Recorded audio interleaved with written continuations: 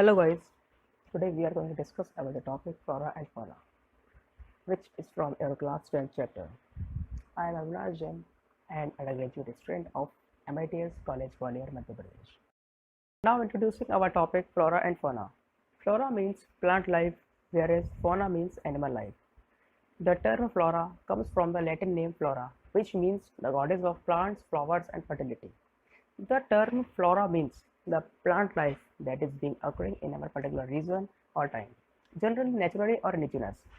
Whereas the fauna term comes from the Latin name fauna, which means goddess of earth and fertility, also as Greek god Faunus. The term fauna means the all about of animal life, which is from any particular region or time and has its largest kingdom named as Animalia. The picture on our screen is clearly showing you the main difference between flora and fauna. Status of flora and fauna in India.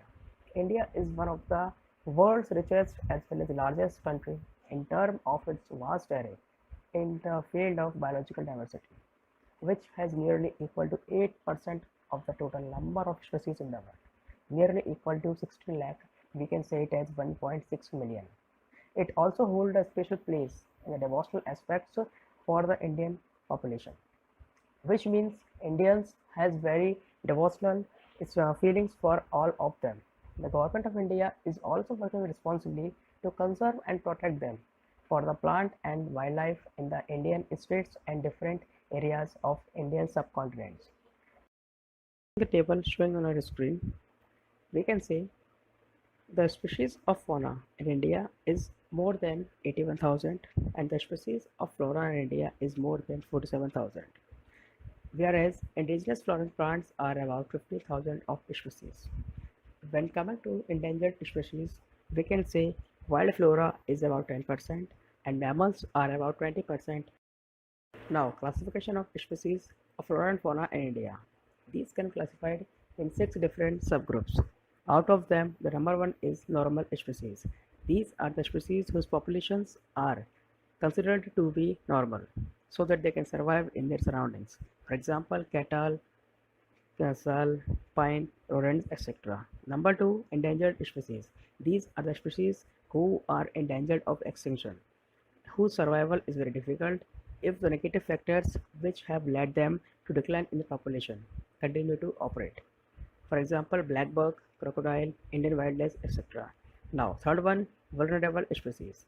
These are the species whose population has declined to levels from where it is likely to move into the endangered category in the near future if the negative factors continue to operate. For example, blue sheep, Asiatic elephants, Yankee dolphin, etc.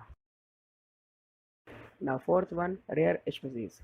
These are the species with small population and they can move into endangered or vulnerable category if the negative factors affecting them continue to operate.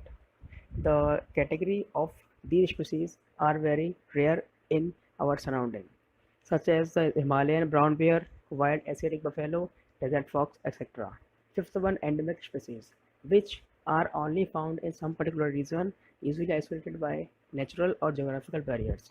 These are usually found in Andaman Nicobar's island, named as teal, pigeon, pig, or especially in Mithun, where is situated in Arunachal Pradesh. Last one is extinct species. These are the species which are not found after searches of known or likely areas where they may occur. It means they are very, very, very extinct in our surrounding. A species which may be extinct from local area, region, country, continent, or the entire earth.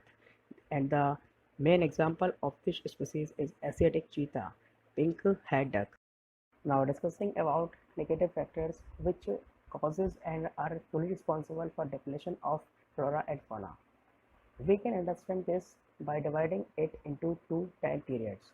The first one when India was not independent, that is colonial period, and at that time of period, the expansion of railways, agriculture, commercial activities, scientific history, and their inventions, mining activities. These all were equally responsible for depletion of flora and fauna. And the next time period is independence, when we were independent. The overpopulation, environmental pollution, habitat destruction, forest fires, and shifted cultivation were responsible for depletion of these categories. But out of them, population and pollution were the biggest negative factor which has depleted these flora and fauna categories in our surroundings. Now discussing about the factors which has caused depletion of flora and fauna in India by humans. It means we are discussing here about the human factors. Out of them, we can divide it into three subgroups. Number one, indigenous and forest-based communities. Number two, women. Number three, the poor.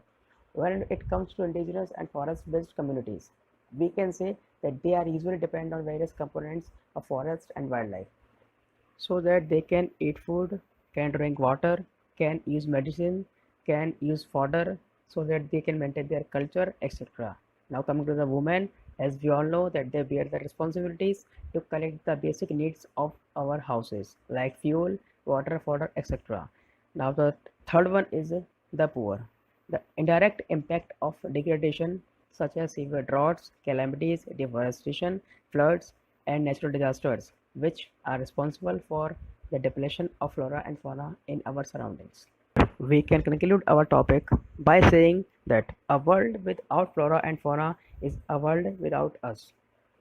Thank you, guys.